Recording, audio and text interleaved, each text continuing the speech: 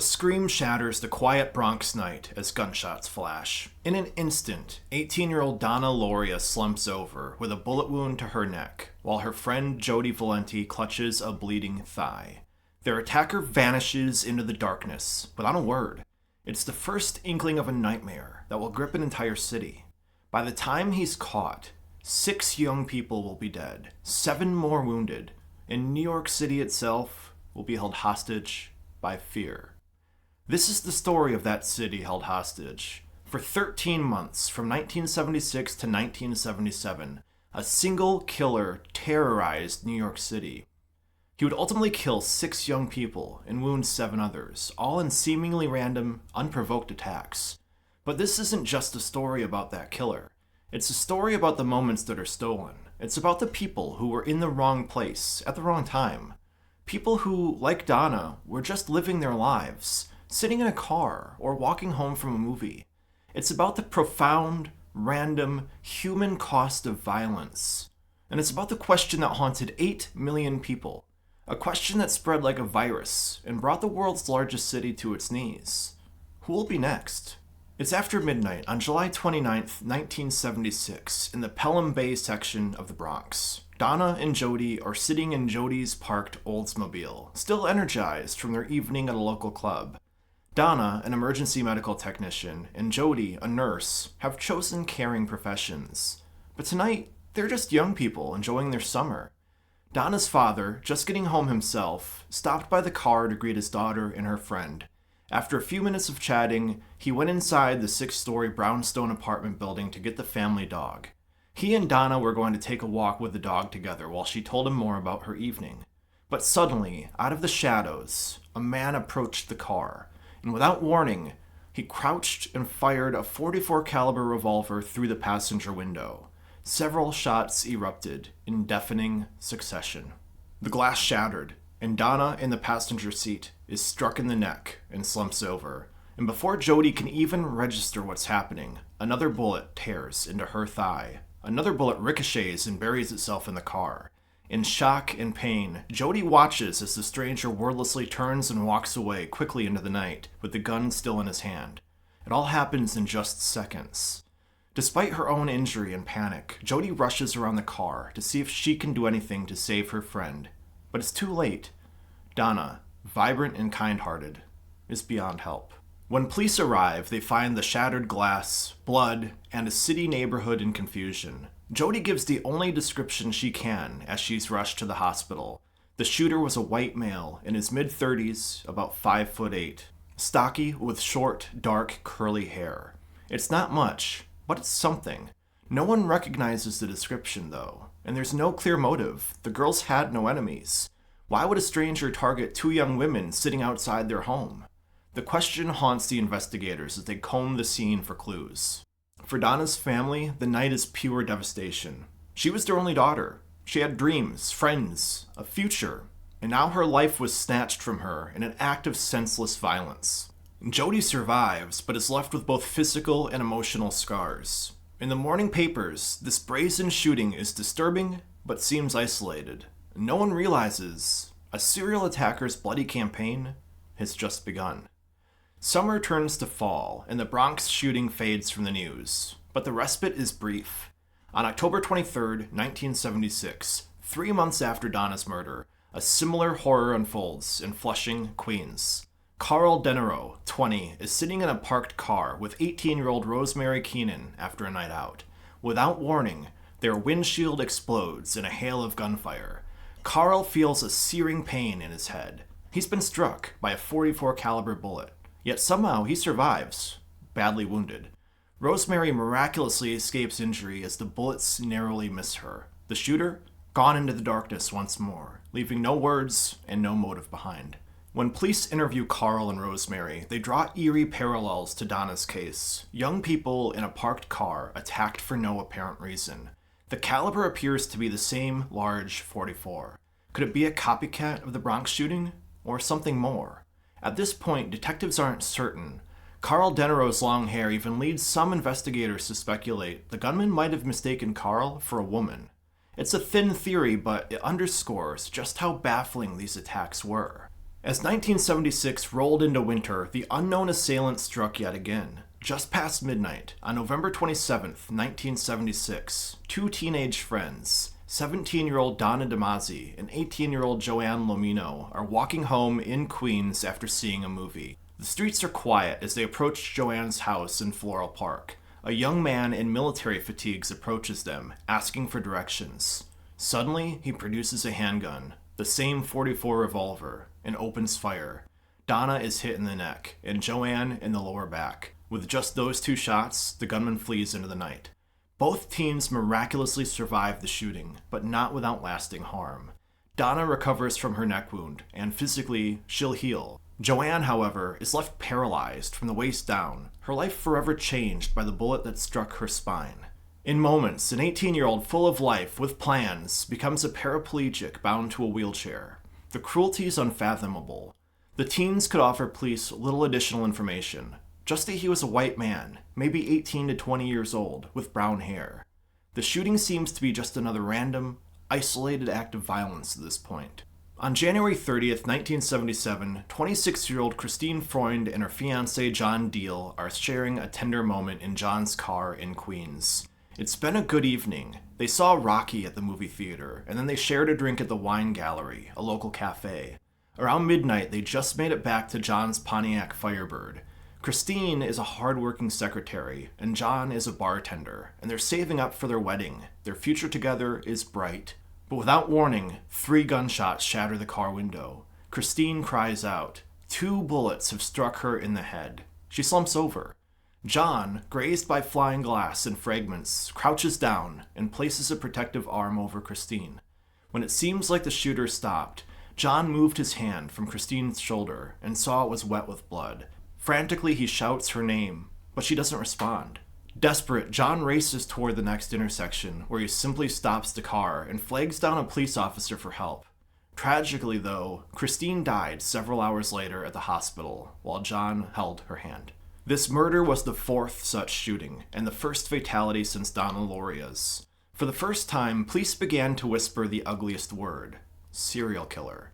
At this point, however, they hadn't publicly connected the dots. Different boroughs, the Bronx, and then 2 in Queens, meant the cases were initially handled by separate precincts. And communication then wasn't as instant as it is today. 1970s police work relied on paper files and phone calls, and the notion of a single gunman roaming the city randomly, shooting strangers, was hard to grasp. But still, NYPD Detective Sergeant Dick Conlon decided to take a 2-pronged approach. One set of investigators treated the case as if it were an isolated incident, trying to gather clues with no preconceived ideas, while the other set focused on the possibility that the Deal Freund shooting was connected to the other unsolved shootings around New York. After 2 weeks, it became quite clear the cases were connected. The ballistics on the bullets used in the shooting of John and Christine came back as a match to the fragments found at the previous shootings. All the recovered bullet fragments seemed to come from an unusual gun, a Charter Arms .44 caliber Bulldog revolver, not a common weapon. By early 1977, NYPD quietly formed a special task force, eventually known as Operation Omega. The terror continued on March 8, 1977. In Queens, once again, Virginia Voskarichin, a 19-year-old college student, is walking home from her evening classes. Virginia is an honor student at Columbia University, described as one of the best by a former professor. As she briskly heads down a quiet street in Forest Hills, only a block from where Christine was shot, she notices a man coming towards her. Maybe Virginia quickened her pace. We don't know. But in a split second, the man raised a gun, and Virginia, panicking, instinctively lifted the books in her hands to shield herself. But it's a futile gesture. The bullet blasts through her textbook and hits her head, killing her instantly. Neighbors hear the gunshot and find Virginia lying on the sidewalk with her textbooks scattered around her. The killer's gone, leaving yet another promising young life cut short. This 5th attack confirmed everyone's worst fears. The killer wasn't slowing down. If anything, he was growing bolder. By that point, the media coverage exploded. The New York Daily News and New York Post featured daily stories on the manhunt for the .44 caliber killer and the latest victims. People were talking about the shootings at work, on the subway, at dinner tables. Who will be next was the question on everyone's mind. But then something unprecedented happened. The killer himself decided to speak up. In the early hours of April 17th, 1977, the shooter struck again, this time with a chilling twist. In the Bronx's Hutchinson River Parkway area, 18-year-old Valentina Suriani and her boyfriend, 20-year-old Alexander Esau, sit in Valentina's car, just a block from her home. Valentina is an aspiring actress and model, a creative person, and Alexander works as a tow truck operator. It's just past 3 a.m., and the young couple is sharing a quiet moment in the parked car, maybe saying goodnight. But without warning, a figure stepped towards the car and fired multiple shots into the vehicle. Valentina is struck twice and dies on the spot, slumped against Alexander. Alexander, also shot twice, clings to life, just long enough to be rushed to the hospital, but he dies hours later. Both were murdered within feet of Valentina's home. This time, however, the shooter left something behind. Near the bodies, investigators recovered a handwritten letter to NYPD Captain Joseph Borelli, one of the task force leaders. In this rambling note, the killer introduced the name he chose for himself, Son of Sam. He wrote, "I am the son of Sam. I love to hunt." The letter was full of strange, deranged phrases and spellings, referring to himself as a monster, and talking about Papa Sam, commanding him to kill. Although the full text wasn't released to the public immediately, word leaked that the killer had given himself a bizarre moniker. The press seized on it, and the .44 caliber killer became the Son of Sam in the headlines. The name splashed across headlines, cementing the criminal's eerie persona.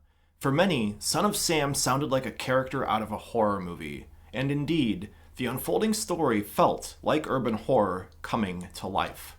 Less than 2 weeks later, the Son of Sam reached out again, this time directly to the media. On May 30, 1977, legendary Daily News columnist Jimmy Breslin received an unexpected piece of mail, another handwritten letter from someone claiming to be the killer.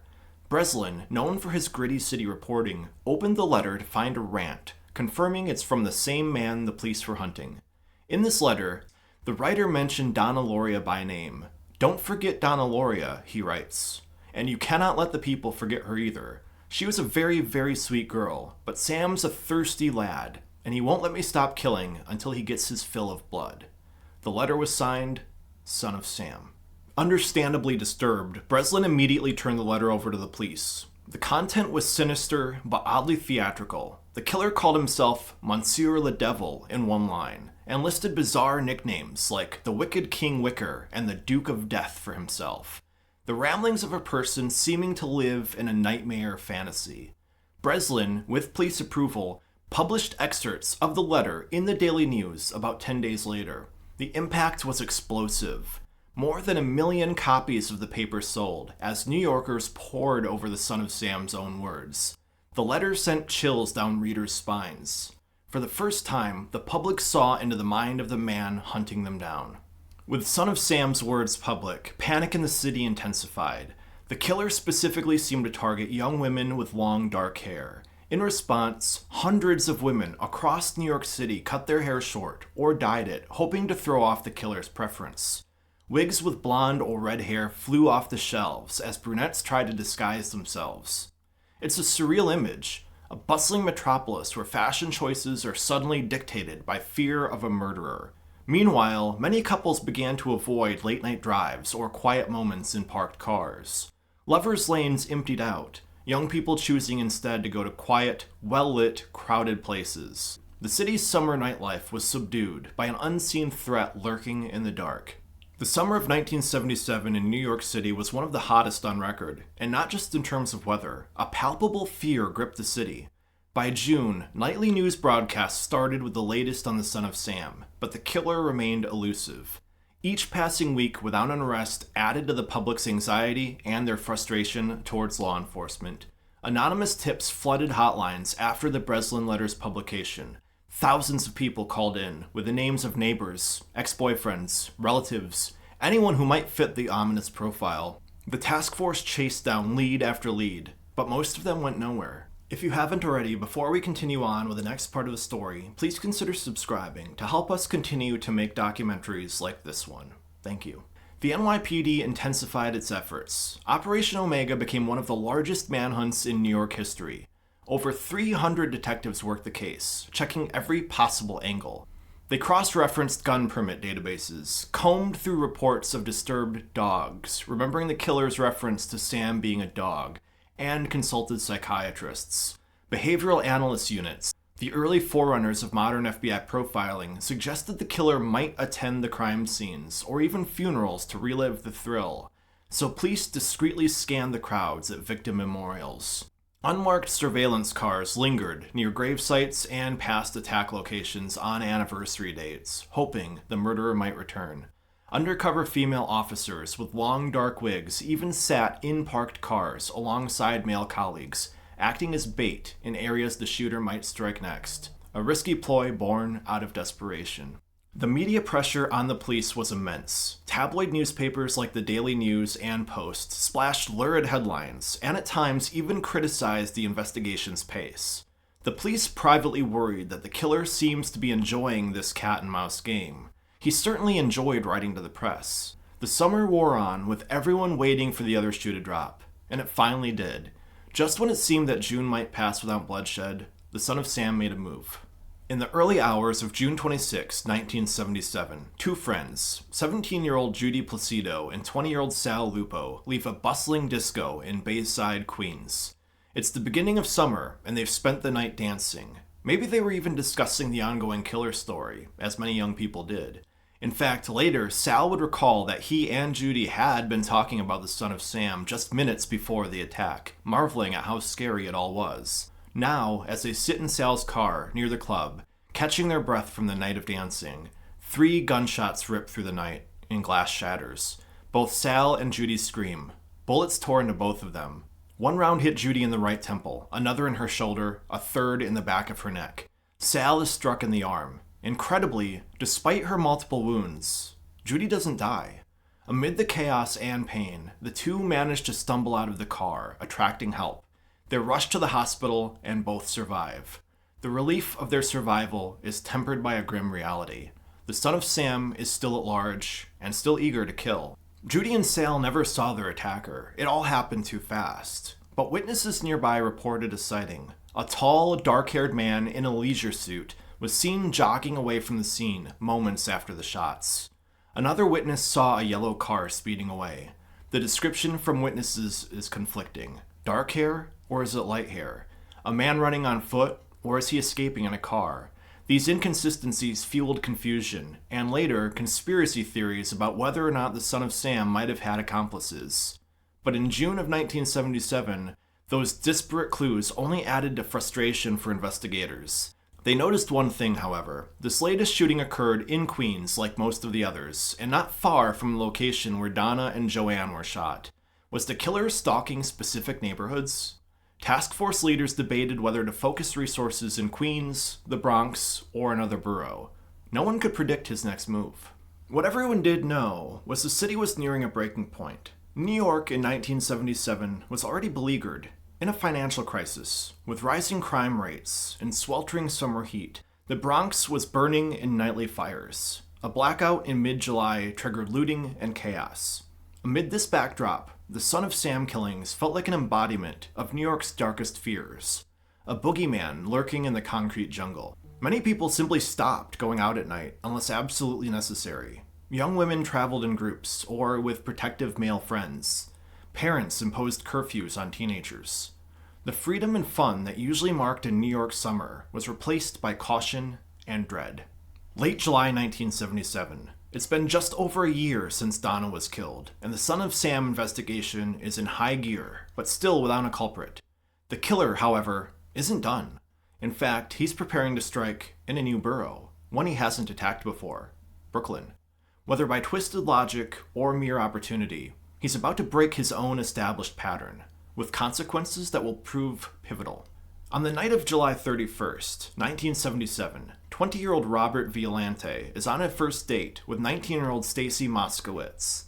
They met not long ago and decided to go out dancing and maybe catch a movie and then end the night with a quiet drive. Stacy's a lively blonde who loves to laugh. Notably, she's the first blonde victim in this case.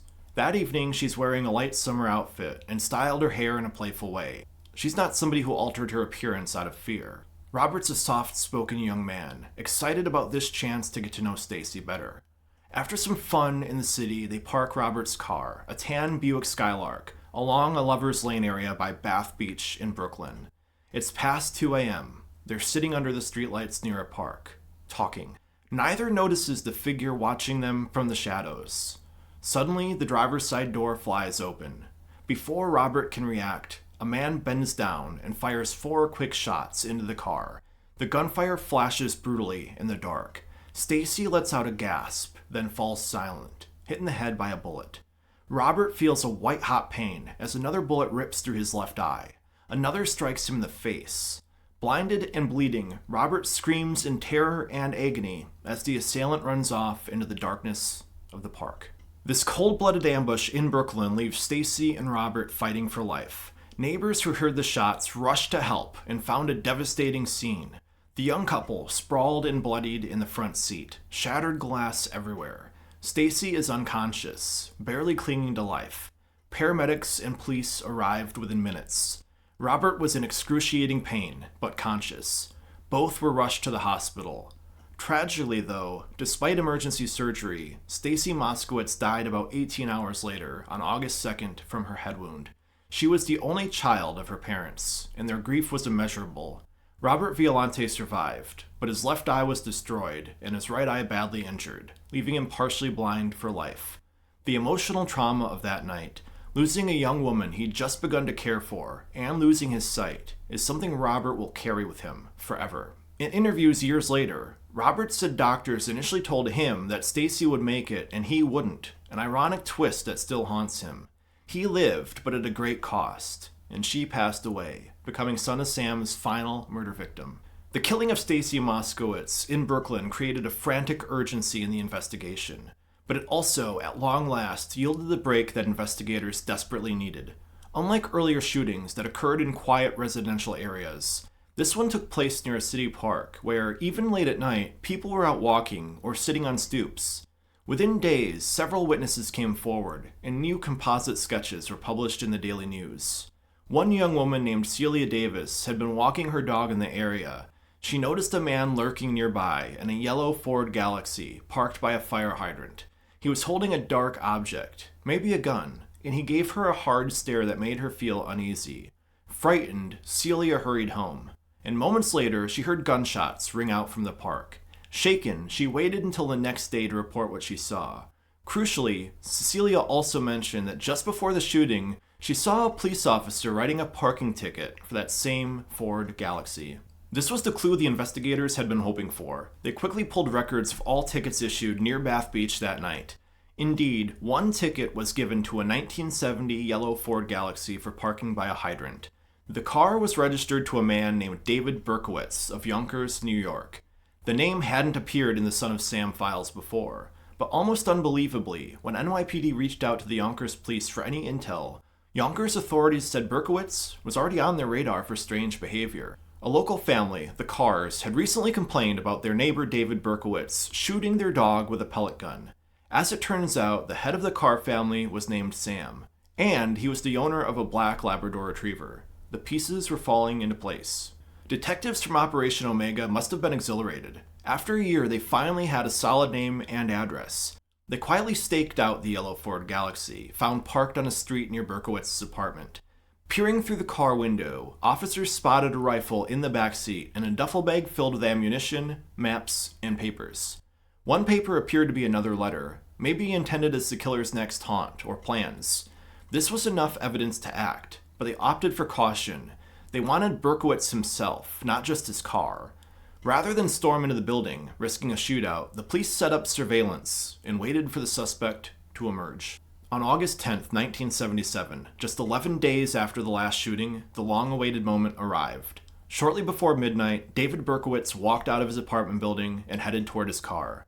The 24-year-old was unremarkable in appearance. Of average height, a bit chubby, with curly brown hair. He's carrying a brown paper bag. Detective John Falotico and other NYPD officers moved in swiftly, guns drawn. Berkowitz sees them and offers almost no resistance. In fact, he smiles. As officers yank him out of the driver's seat and cuff his hands behind his back, Berkowitz looks up and says calmly, "Well, you got me." It's a moment of surreal triumph for the city. After more than a year of living in terror, The son of Sam has finally been caught. Officers searching the paper bag found a .44 caliber Bulldog revolver. There's no doubt now. They had their man. Word of the arrest spread like wildfire. That night, New Yorkers turned on the radios and TVs to hear the incredible news. The son of Sam was in custody. In a bar across town, John Deal raised a glass with his customers in honor of his lost fiancée, Christine. The next day's newspapers printed the face of David Berkowitz. Pudgy cheeks, smirking lips, and the city gaped at the image of the monster who kept them in fear. He was ordinary, almost disappointingly so. There was a collective sigh of relief, but also a profound sense of rage at this man who stole so many lives and peace of mind. In the hours immediately following his arrest, David Berkowitz started talking. Sitting in an interrogation room, the former postal worker and once upon a time army soldier readily confessed to the shootings, but he claimed he wasn't acting purely of his own volition. Berkowitz told the police a bizarre story. A demonic spirit had possessed his neighbor Sam Carr's dog.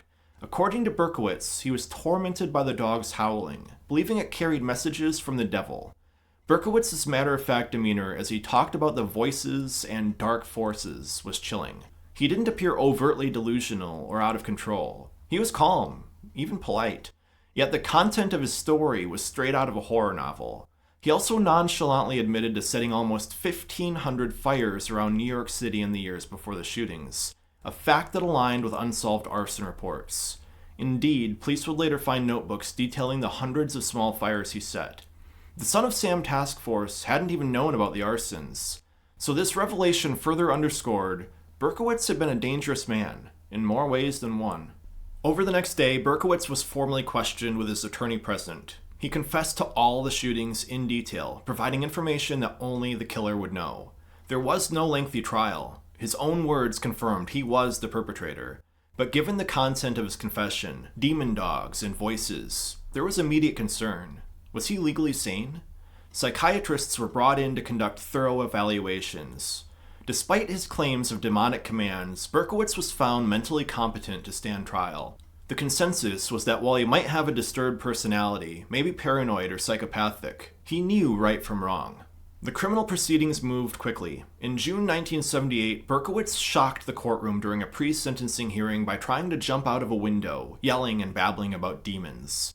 This drama resulted in a brief psychiatric hospitalization, but ultimately he returned to court. In May of 1978, Berkowitz pled guilty to 6 counts of second-degree murder, 1 for each life he took, as well as multiple attempted murder counts for those he wounded. He withdrew any claims of insanity and took responsibility, at least legally. The judge sentenced Berkowitz to the maximum penalty, 6 consecutive life sentences, with the earliest possibility of parole coming after 25 years. It's a feeling of closure. The man who terrorized the city will likely spend the rest of his life locked away. With Berkowitz behind bars, New York City slowly returned its normal rhythms. But the legacy of fear lingered. The Son of Sam murders left an indelible mark on the city's psyche. For months, millions of residents lived under an umbrella of terror, altering their behavior, looking over their shoulders at night, suspecting even friendly strangers. It's a trauma that, for many New Yorkers of that era, remains a vivid memory. The case also had a significant impact on law enforcement and law itself. One immediate change was legal. The notoriety of Berkowitz's crimes and his evident enjoyment of media attention spurred lawmakers to act.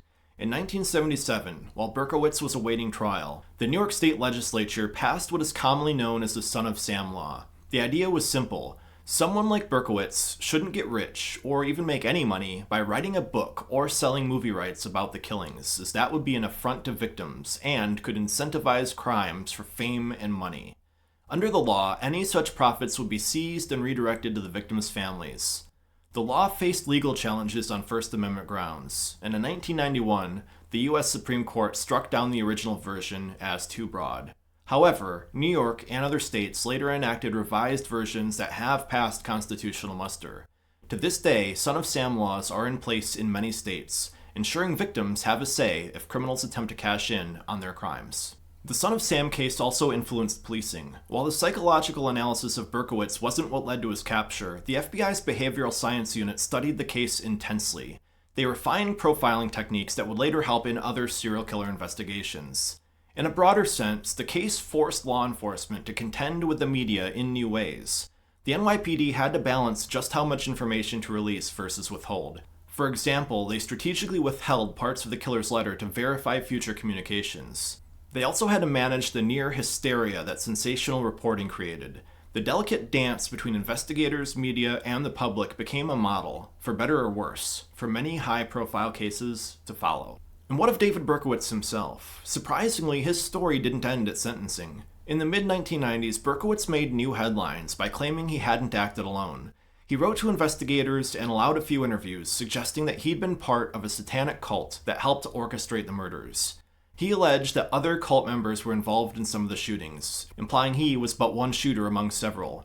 These claims led to the reopening of the Son of Sam case in 1996, as authorities tried to verify if there was any truth to the claims. However, after an extensive inquiry, no conclusive evidence was found to support the idea of multiple gunmen, and the investigation was suspended. Most officials and the original case detectives remain convinced that Berkowitz acted alone, and that these later claims were either delusions or attempts to mess with people's minds once again. Some proponents of the cult theory, including a few journalists and former NYPD personnel, point to inconsistencies in eyewitness descriptions, but the official conclusion stands. David Berkowitz was the sole son of Sam, fully responsible for all of the crimes. In prison, Berkowitz seems to have undergone a different kind of transformation.